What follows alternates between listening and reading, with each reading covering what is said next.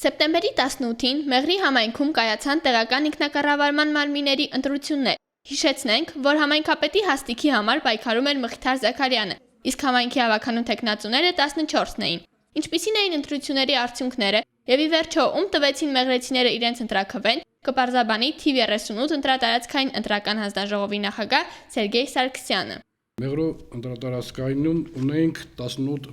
տեղամաս։ 18 տեղամասերի բոլոր փաստաթղթերը տրված էր, առավոտը նորմալ ընթացքով ընտրությունները գնաց, ոչ մի տեղամաս ահազանգ չենք ստացել, վերջնական արդյունքով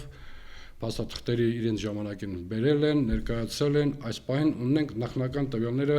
որոնք արձանագրել է թիվ 38 ընտրատարածքային ընտրական հանձնաժողովը։ Այսինքն, այն է, Մեղրի համայնքում ղեկավարի ընտրության արդյունքներն են։ Հիմնական ցուցակները ընտրողների թիվը 8926 են։ Այստեղ ելունների թիվը եւ մասնակիցների թիվը իրար համապատասխանող ընտրողների թիվի հետ աջորդաբար ամբողջական փաթեթը տրված էր։ Մասնակիցների թիվը 6407 են։ Ունենք Զաքարյա Մխիթարի նախնական արդյունքներով ընտրված 6099 ձայն եւ ունենք տեխնազոյի դեմ քվեարկած 183 ձայն։ Այստեղ 5 ձայնի անճշտություն կար, երևի վավեր եւ անվավեր